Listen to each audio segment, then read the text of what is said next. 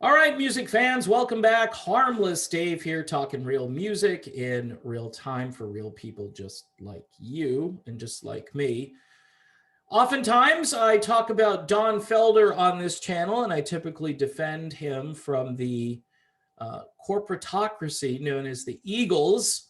But in this particular episode of my little daily dose of rock and roll stuff, um, I'm going to talk about Don Felder, maybe not in the most positive light, but I'm going to make some observations and I'm going to talk about how maybe Don Henley was right about Don Felder's vocals. Don Felder came out with an album a couple of years ago, a solo album called American Rock and Roll. Some really great guitar licks on that record, some great playing, some special guests, including Slash and Mick Fleetwood playing drums on the title track, which I thought was an interesting choice. Felder himself sings okay on one song on the record, and it's called You're My World. And it's in a key, I think, that's real favorable to his voice. But I was thinking about this and just reminiscing about how Don Henley remarked in the Eagles documentary that having Don Felder sing Victim of Love was like Don Henley playing lead guitar on the track.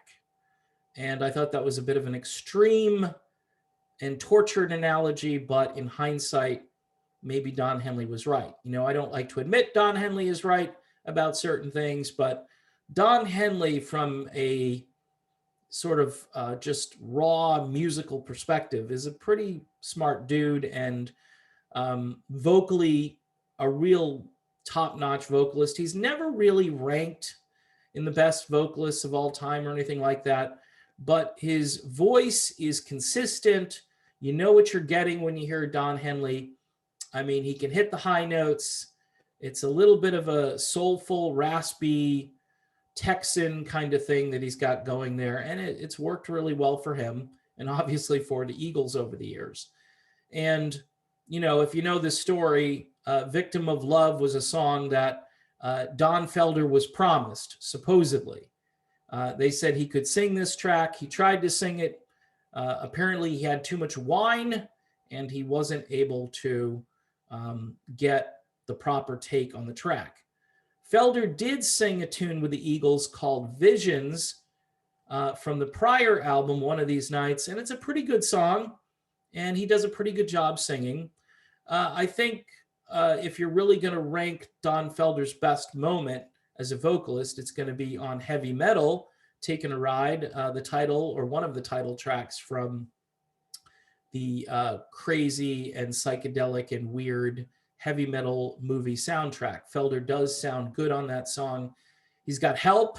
I think he's got a couple of Eagles backing him up. It might even be Henley and Tim Schmidt. I'm not 100% sure, but I remember him getting a little vocal assistance on the song.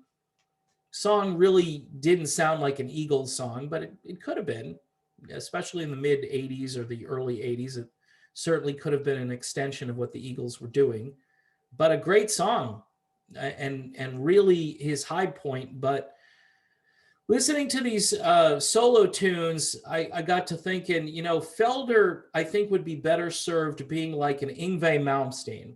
And what I mean by that is you compose some songs, and then you bring in another vocalist to sing all the songs. Jay Giles' band, they did that obviously with Peter Wolf, and there are a lot of other bands that are named after somebody or something. Maybe Felder should start a band instead of just being a solo artist, and that way, you know, everybody knows it's whatever featuring Don Felder. Or he could just be Don Felder and have all of these special guest vocalists, which opens up a world of possibilities. I know on tour, he had former Chicago lead singer Jeff Coffey singing tunes like Take It to the Limit, thank God, because Felder singing Take It to the Limit, you know, no offense, Don, but that would be a bit of a stretch. People are already a little ticked off that Vince Gill sings Take It to the Limit with the Eagles. And I think maybe Felder can get away with singing some of these songs from the One of These Nights era, On the Border era, obviously Hotel California era. I'm not super keen on Felder singing Hotel California, even though he composed the music. It's just too big of a song to kind of mess around with in that way. So yes, Don Felder, most likely right. It doesn't diminish what the Eagles did to Don Felder as far as contract negotiations go. It doesn't diminish the impact of Felder, especially considering that Hotel California might be the most well-known rock and roll song of all time at this point. I mean, it just might be. I don't know. It might not be, but it's probably in the top 5.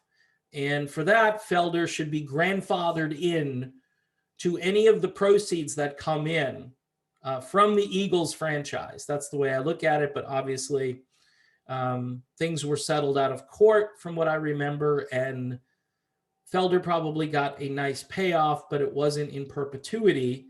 And I think that's the way Henley and Fry wanted it. They wanted Felder written out of that because they felt like they were the chief songwriters, and technically they were.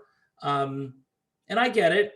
I get both sides to this argument, but I tend to side with Felder because Felder was concerned about, how the sausage was being made, and he was concerned about the finances and sort of the dictatorial nature of the group.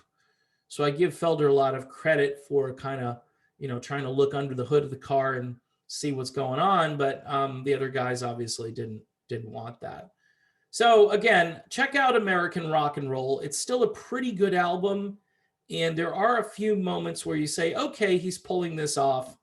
But I think he should hire somebody to just be on his team to be a vocalist. Jeff Coffey would be perfect. The guy who used to sing with Chicago.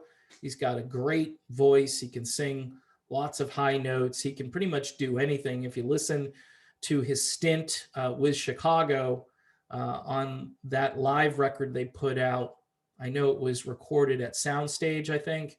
And Jeff Coffey sounds great. Jeff, by the way, has a little solo thing he does on Facebook if you want to hear him singing. It's like pay-per-view, a weekly thing. And, he probably will go back out on the road with Don Felder if that stuff continues in the future. We can only hope and pray that it does. But that's my video about it. You may think that Felder is, a better vocalist than Joe Walsh, for instance. I don't know. I'm used to Joe Walsh because I've heard Joe Walsh for so long. I'm not saying Joe Walsh is a great singer, but he's an interesting singer. Let's put it that way. His voice has a lot of character in it. And Don, it's almost like every time he records a song, he's kind of behind in the mix. Like the mix kind of buries his voice a little bit. And I think that's intentional. And I like to hear the vocals right up front. And that's the way a good rock singer does it. That's how they record it. So in any event, that's my video. I guess I'll stick with it. Probably a bit controversial. I do really appreciate Don Felder's work, so I don't want to say that I'm, throwing Don Felder needlessly under the bus, but, I tend to just call it as I see it. All right. Again, thanks for watching. Don't forget to subscribe to the channel. Hit the bell for notifications. Looking for new patrons for $1 a month, $2 a month, whatever you can afford. I've got a few incentives over on Patreon that you can listen to and enjoy.